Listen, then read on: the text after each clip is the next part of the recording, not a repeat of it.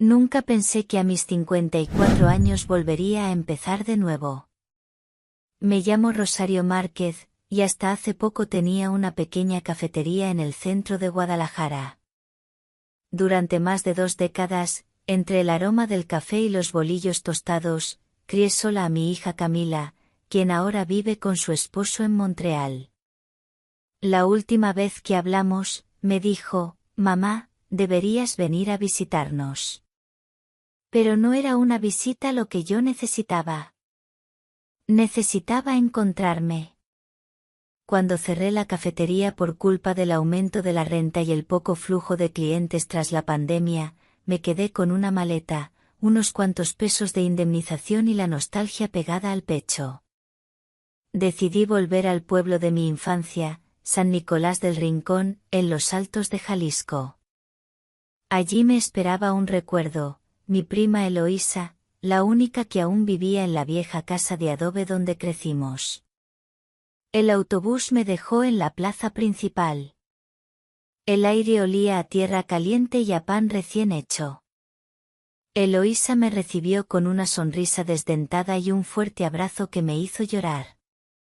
«Aquí siempre tendrás un cuarto», me dijo.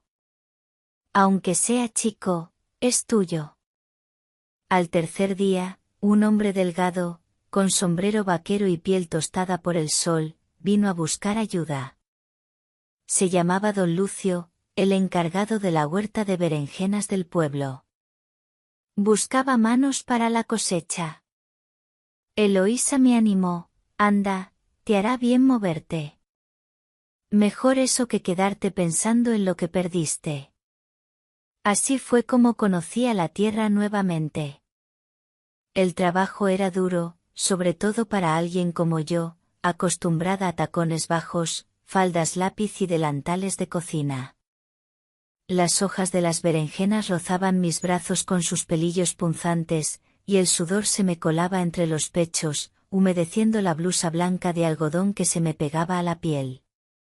El pantalón de mezclilla que Eloísa me prestó me quedaba algo ajustado, y a cada movimiento me recordaba que mi cuerpo ya no era el mismo, pero seguía vivo. Allí, entre surco y surco, apareció él, Efraín.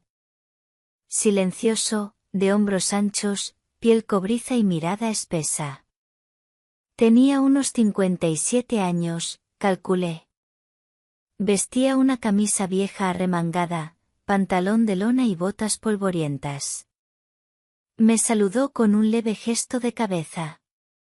Su voz apenas se escuchaba entre el zumbido de las abejas y los chasquidos de los machetes cortando ramas secas. «Soy Rosario», dije, extendiéndole la mano. Él me miró por un segundo más de lo necesario y asintió.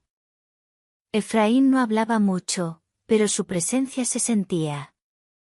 Me ayudaba cuando veía que mi canasto estaba lleno o me ofrecía agua sin decir nada, solo estirando su brazo fuerte y moreno.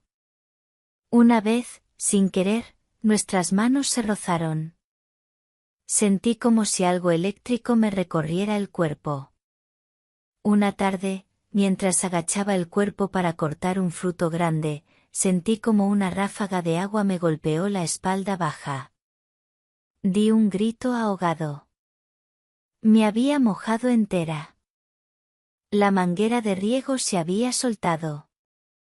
Me levanté empapada, la blusa blanca casi transparente, pegada a mis curvas, revelando el encaje de mi sostén beige. Efraín corrió hacia mí, tomó la manguera, la cerró y luego, sin mediar palabra, se quitó su pañuelo y me lo tendió. «Te vas a resfriar», dijo, sin mirarme directamente. Pero sus mejillas estaban encendidas. «Gracias», murmuré, sujetando el pañuelo con dedos temblorosos. Esa noche, mientras me bañaba con agua fría de cubeta, volví a pensar en Efraín. Su silencio no me incomodaba. Al contrario, me parecía un refugio, un misterio que quería descifrar. Y me preguntaba si él también había sentido ese leve estremecimiento al rozarme. En el pueblo nadie pregunta mucho, pero todos miran. Empecé a notar que cuando hablaba con él, algunas vecinas susurraban. ¿Quién es esa señora? Dicen que vino de la ciudad con el corazón roto. No me importaba. O al menos, eso me repetía frente al espejo, donde mi reflejo, con cabello recogido en un moño bajo y labios ligeramente pintados, me devolvía una imagen que aún podía desear y ser deseada. Una tarde, ya al anochecer, Efraín me alcanzó mientras regresaba a casa. Caminamos juntos en silencio. Me ofreció una flor silvestre que recogió del camino. No dijo por qué. No hacía falta. Mi corazón ya empezaba a entender un nuevo lenguaje. Las semanas siguientes pasaron con una cadencia suave, como si el tiempo en San Nicolás tuviera otro ritmo. Me acostumbré al trabajo entre los surcos, mis manos, antes cuidadas con cremas, ahora tenían callos, mi piel se tostó bajo el sol y mi cuerpo, aunque cansado, se sentía más fuerte que nunca. Dormía poco, comía sencillo, pero sentía que volvía a respirar. Efraín seguía allí. Siempre puntual. Siempre en silencio. Pero ya no era distante. Había una especie de pacto no dicho entre nosotros. A veces, al coincidir en el pasillo de las herramientas, él me pasaba una canasta sin pedirlo. O me dejaba un termo con café junto al banco donde descansaba. No me hablaba con palabras. Me hablaba con gestos. Una mañana nublada, al llegar temprano al campo, me sorprendió verlo solo, arrodillado, arreglando el sistema de riego. Llevaba una camiseta sin mangas, y el sudor le brillaba en la espalda. La visión fue casi involuntaria, pero algo en mi vientre se estremeció. Me odié un poco por notarlo.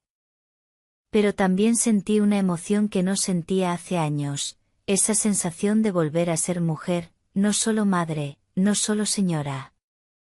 Esa misma tarde, al terminar la jornada, una llovizna fresca empezó a caer. Nadie tenía paraguas, así que todos corrieron. Yo me quedé sola, caminando despacio bajo el agua. Sentía que cada gota me limpiaba por dentro. Hasta que lo sentí. Su presencia detrás. Efraín me alcanzó sin prisa. Me cubrió con su chamarra vieja, sin decir nada. El olor a tierra mojada y a su piel me envolvió como un abrazo sin contacto. ¿No tienes prisa? Pregunté, sin mirarlo. Depende de a dónde vayas tú. Mi corazón dio un vuelco. No me atreví a responder. Caminamos así, en silencio, compartiendo una misma chamarra, hasta llegar a la esquina donde debía girar. Gracias, dije, devolviéndosela con manos temblorosas. Él la recibió, la dobló con calma. ¿Te gustaría tomar un café mañana, en la plaza? Lo miré a los ojos por primera vez con firmeza. Eran ojos viejos, cansados, pero con una ternura que desarmaba. Sí. La tarde siguiente me arreglé como hacía años no lo hacía. Saqué un vestido largo, azul marino, con pequeños lunares blancos. Me lo había regalado Camila, pero nunca lo había usado. Me peiné el cabello en una trenza suelta que caía sobre un hombro y me puse unos aretes discretos de perla. Cuando llegué a la plaza, él ya estaba allí. Con una camisa limpia, zapatos boleados y ese sombrero que siempre usaba, pero hoy parecía nuevo. Se puso de pie al verme. Sus ojos recorrieron mi silueta sin disimulo, pero sin vulgaridad. Te ves hermosa, dijo, sin bajar la mirada. Nos sentamos bajo una parra. Pedimos café de olla con canela. Y hablamos. Por fin. Me contó que había sido albañil en Tepic, que enviudó joven, que no tuvo hijos, que la tierra lo llamó de regreso cuando perdió todo en la ciudad. Yo le hablé de la cafetería, de Camila, del vacío que me dejó la soledad. No estás sola, dijo. Y ese, no, fue más fuerte que cualquier caricia. Esa noche, de vuelta en casa, no pude dormir. El aire estaba espeso, cálido. Me quité la bata y quedé en una camisón blanco, suave, que me rozaba la piel como una caricia. Me miré al espejo. Me vi mayor, sí. Pero también viva. Más viva que en años. Me senté en la cama con las piernas cruzadas, recordando su voz, su olor, la manera en que me miró. Cerré los ojos. Deslicé lentamente mis manos por mis brazos, por mis piernas, como si pudiera volver a sentir su tacto que aún no había llegado. No fue vulgar. Fue íntimo. Fue necesario. Sentí una lágrima rodar por mi mejilla. No de tristeza. De deseo contenido. De alivio. De miedo también. Porque sabía que si Efraín me tocaba, aunque fuera con la yema de los dedos, yo ya no podría volver atrás. Y parte de mí, no quería volver nunca más. Desde aquella tarde en la plaza, los días con Efraín adquirieron otra textura. No cambió mucho a simple vista, él seguía siendo el mismo hombre callado, trabajador, metódico. Pero ahora, cuando pasaba junto a mí, sus dedos rozaban apenas los míos. Cuando me ayudaba a cargar la cosecha, su mano tocaba mi espalda un segundo más de lo necesario. Cuando nos mirábamos, no apartábamos la vista.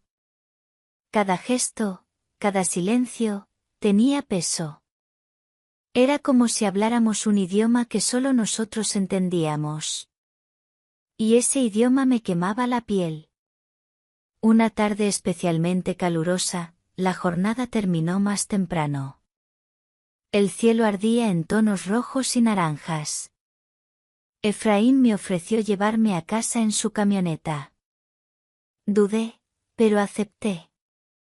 El aire estaba denso y eléctrico. Durante el trayecto apenas hablamos. Sonaba un bolero antiguo en la radio, y yo miraba por la ventana los campos secos, las nubes al fondo.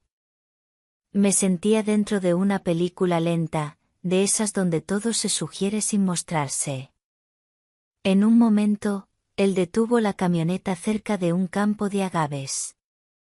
Aquí siempre vengo a pensar, dijo. Bajamos.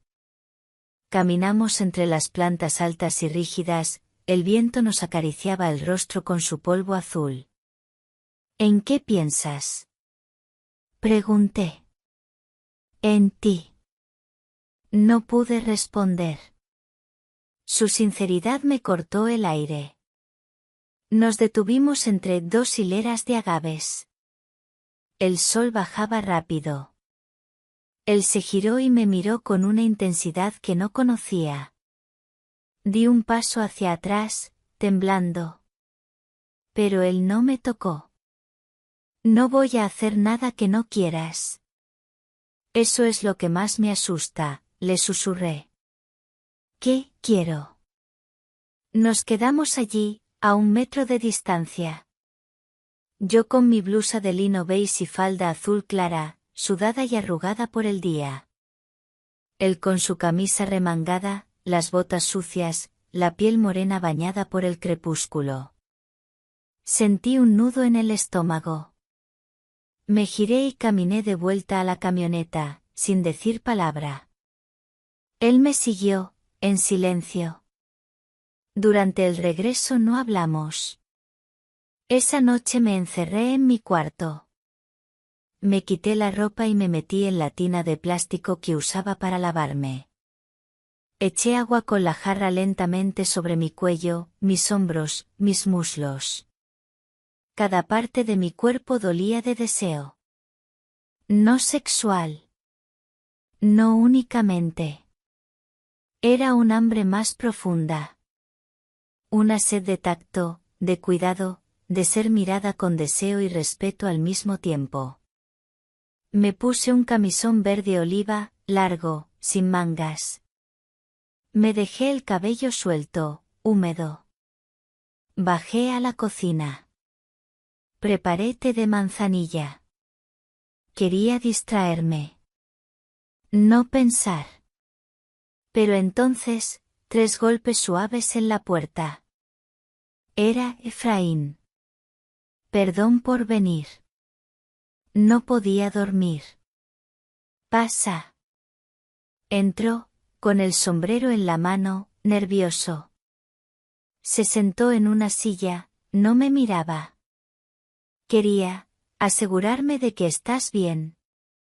Estoy viva, respondí, en voz baja. ¿Tú? Él levantó la vista. Más que nunca. Nos quedamos mirándonos. Luego me acerqué, le puse una taza de té frente a él. Nuestras manos se tocaron. No las retiramos. Rosario, dijo en un susurro, no sé cómo hacer esto sin romperte. Entonces no me rompas. Tócame como si te tocara el alma. No hubo besos. No hubo sexo. Solo nuestras manos, nuestros ojos, y una cercanía que ya no era posible ignorar. Esa noche no se quedó. Pero el deseo quedó flotando entre las paredes como una promesa. Como un incendio controlado. Y yo supe que la próxima vez, ninguno de los dos se detendría. Pasaron 2 días sin vernos. El campo siguió su curso, los tomates maduraban, el viento traía polvo, y la vida parecía normal. Pero dentro de mí, todo temblaba. Efraín no fue a trabajar. Dijo Eloísa que estaba cuidando a su madre enferma, pero yo no le creí. Intuía que algo más lo retenía, quizás el miedo. O el deseo. O ambos.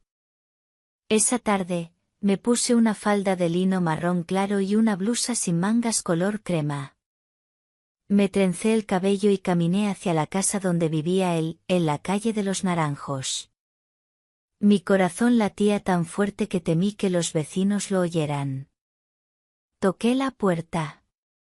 1 vez. 2. Silencio.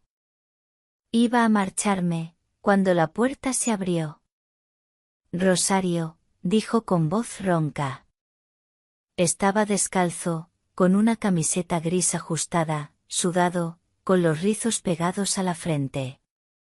No pensé que vendrías. Yo tampoco, respondí. Pero estoy aquí. Él se apartó para dejarme pasar. La casa era modesta, de paredes encaladas, con aroma a jabón de sosa y plantas colgantes.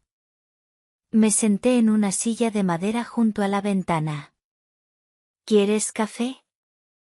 No vine por café. Él me miró con una mezcla de sorpresa y ansiedad. Se acercó lentamente, como si no estuviera seguro de dónde pisaba. Entonces, ¿por qué? Porque no puedo más con esta distancia que no es real. Porque hace días que cada parte de mí te piensa. Efraín no respondió. Solo se arrodilló frente a mí. Tomó mis manos. Las besó, primero una, luego la otra. Con una dulzura que me desarmó por completo. Yo no soy un hombre joven, murmuró. Tengo cicatrices. Miedos. Y tú mereces más. Merezco verdad. Y contigo la tengo. Levanté su rostro con mis dedos. Sus ojos brillaban. No con lágrimas, sino con algo más raro, devoción.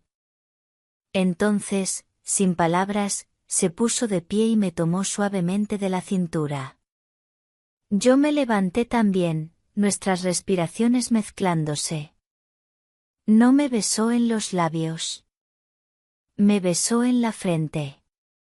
Luego en la mejilla. Luego en la clavícula, donde se detuvo largo rato.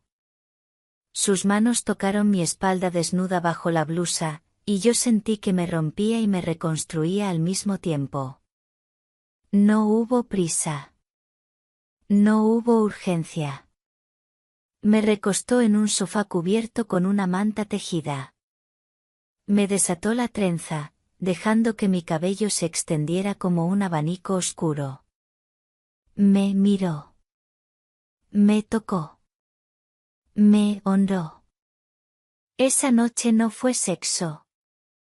Fue la ceremonia del reencuentro con mi cuerpo.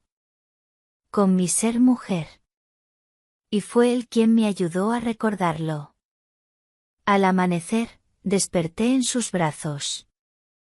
La ventana dejaba entrar una luz dorada. Afuera, el mundo seguía. Pero aquí dentro, en esa habitación, todo había cambiado. ¿Estás bien? Me susurró. Estoy viva. Nos quedamos así un rato más, antes de que yo me vistiera y saliera al mundo como si nada. Pero todo era diferente. Al llegar a casa, Eloísa me miró de reojo. Estás distinta, dijo. ¿Soñaste bonito? Más que eso, contesté, con una sonrisa tímida. Ese día trabajé como nunca. Me sentía ligera, suave, abierta. Pero por la tarde, llegó la carta. Una hoja arrugada en el buzón, escrita con letra nerviosa. Camila viene a visitarte. Llega el sábado. Mi mundo volvió a temblar. El anuncio de la llegada de Camila me llenó de alegría, y de pánico. No la veía desde hacía más de 2 años. Siempre hablábamos por videollamada, me preguntaba si estaba bien, si comía lo suficiente. Yo le respondía con sonrisas falsas, evitando contarle lo esencial, que algo dentro de mí había despertado de nuevo. La noche antes de su llegada no pude dormir. Daba vueltas en la cama, con el camisón pegado a la piel por el sudor. En mi mente, Efraín. Su boca. Sus manos. El peso de su cuerpo sobre el mío. Su aliento cuando me llamaba por mi nombre bajito, como si pronunciara una oración. Quise escribirle. Decirle que no viniera por ahora. Que necesitaba tiempo. Pero no me atreví. Porque sabía que tenía que enfrentar lo que vendría. Camila llegó con su maleta azul, los ojos brillantes y la energía de siempre. Me abrazó fuerte, como cuando era niña. Mamá, hueles distinto, dijo de pronto, oliéndome el cuello. ¿Distinto cómo? No sé, como a jazmín y café. Pero también como si te hubieras enamorado. Me reí nerviosa, desviando la mirada. Esa tarde, mientras cocinábamos juntas, tocaron la puerta. Era Efraín. Venía por las herramientas que me había prestado, pero su mirada me dijo otra cosa. Y la mía, seguramente también. Camila lo saludó con cortesía. Él no se quedó. Solo dijo, buenas tardes, Rosario, con su voz profunda, y se marchó. Pero el silencio que dejó atrás era espeso. ¿Ese es el señor del que me habías hablado? Preguntó Camila, mientras pelaba papas. ¿Cuál? El que te traía a casa en camioneta, me lo contó Eloísa. Me senté. Camila, Hay cosas que no sé cómo decirte. Ella dejó el cuchillo. Me miró con ternura. Dilo como puedas. Inspiré hondo. Y empecé a contarle. No todo. Pero lo esencial, que me sentía viva, que alguien me había tocado el alma, que no era un juego. Ella no dijo nada por un rato. Luego me abrazó. Tú también eres mujer, mamá. Siempre lo has sido. Solo, me sorprendió. Pero el pueblo no perdona. Esa noche, Eloísa me trajo un sobre. Sin remitente. Dentro, una hoja con una frase escrita con tinta negra. La gente habla. Vergüenza debería darte. Sentí que me ahogaba. ¿Quién te lo dio? Una vecina. No quiso decir más. Lloré en silencio. No por culpa, sino por rabia. Por tener que esconder lo que era hermoso. Efraín vino al día siguiente. Entró sin hablar, con los ojos nublados. Lo sé todo, dijo. Me lo dijeron en la plaza. Que tu hija, que el pueblo, que hablen, que murmuren. ¿Y qué, te importa? No por mí. Por ti. ¿Y tú? ¿Lo nuestro qué es? Él se acercó, tomó mi rostro entre sus manos. Es real. Pero quizás no sea justo para ti. ¿Justo? ¿Ser amada no es justo? Lloré. Pero no de tristeza. Lloré con fuerza. De impotencia. De amor también. Camila escuchó desde la cocina. Entró. Mamá, si te hace feliz, no importa lo que digan. Pero prométeme algo. ¿Qué? No te escondas más. Esa noche salimos los tres. Caminamos por la plaza como cualquier familia. Efraín me tomó de la mano. Nadie habló. Algunos nos miraron. Otros fingieron no ver. Pero algo en mí cambió. Por primera vez no tuve miedo. Días después, Camila volvió a Montreal. Nos abrazamos largo. Me dijo, sé feliz, mamá. No te detengas por nadie. Volví con Efraín al campo. Seguimos juntos, sin promesas, pero con presencia.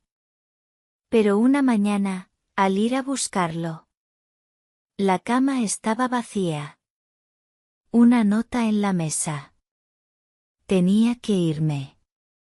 No por ti, sino por todo lo que no sé darte. Perdóname si puedo. Me desplomé. Y entendí que el amor a veces también huye, no por cobardía, sino por miedo a dañar lo que ama. Y sin embargo, en medio del vacío, supe que ya no era la misma. Porque aunque se hubiera ido, él me dejó completa.